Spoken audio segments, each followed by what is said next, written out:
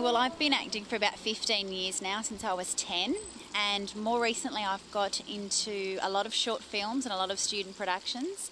I've been doing a lot of little bits and pieces on All Saints, Home and Away and things like that, and I'm really loving being part of the professional environment, but I also love being part of the short films and the student pieces, because I love working with upcoming people and people that are learning and people that are just getting stuck into the industry because they love it.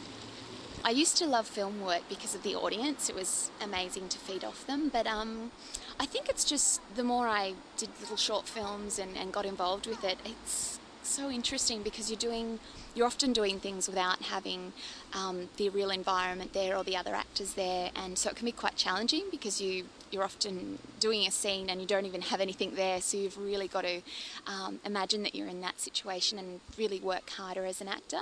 And it's just fabulous seeing yourself on the big screen. It's so rewarding after all that hard work of doing all the shots, and it can be quite long and tiring. To see it all kind of, pieced together is, I don't know, it's just, I love it. I love it. I really enjoyed the role I did in Short and Sweet this year. That was the one over at the Seymour Centre. That was so much fun because I was playing a stalker, which is quite bizarre. And it was really funny seeing how the actors reacted to me after the play when they were out backstage. I liked the challenge of playing someone who was quite on edge and really quirky, which is not how I feel from like on a day-to-day basis. And one of the short films I just did recently, I thought that was really good too, because it was about a girl who really, really cares about her ex-boyfriend who's the alcoholic, and I got to really play around with your feelings that you feel as a woman, trying to separate yourself from your ex-boyfriend but also trying to be there for them and help them to get well, and it was really interesting to play that onto camera.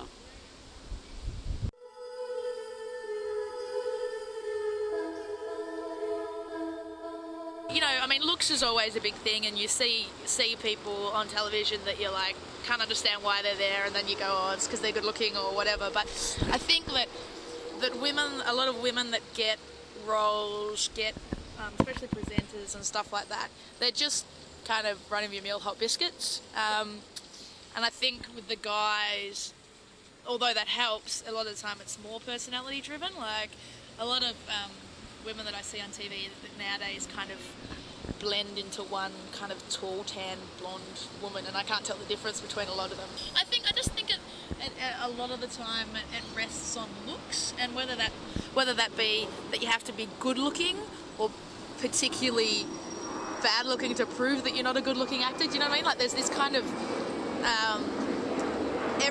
in the characters, I think that everybody who can be good looking is good looking, and everybody who's not good looking, they're not good looking for a reason, because they're an ugly duckling. There's just not that kind of average everyday kind of look going on at the moment in Australian TV, and I think it's got worse recently. I've really noticed, and maybe that's because due to more people being dragged from Big Brother to acting roles, and from Australian Idol into presenting roles and stuff like that. The world of television in Australia has shrunk. I think there's really little opportunity for new people to break through. Everyone's just being recycled, being pulled from somewhere else and put on something else. I think in the last couple of years there's been a lot of progress. For example, in the past people like Charlize Theron have only ever gotten to play the wife or the pretty girlfriend and things like that, and all of a sudden now strong women role, like Hilary Swank in $1 Million Baby, there's strong women roles coming out and people are taking them seriously instead of just being a power chick flick kind of thing. In terms of looks, yes. I think that you can have so many male character actors, if they're not the best looking or the thinnest or the strongest looking, and women are always under this pressure to look good, to look slim, to look beautiful. I think there's a lot more pressure on women. Well, a lot of people would say that it's all about a certain look, but there's all varying amounts of characters, and I think it's all about, like I said, just being strong enough to stay within the industry, and to not be perceived in that way, you know, as just for your looks, or you know, to have to conform to anything, such as, you know, there's a lot at the moment about body issues, about actors that are starving themselves to stay thin, and, you know, I don't think that's what acting should be focused. That's what it should be about. It shouldn't have to be about a body image like that.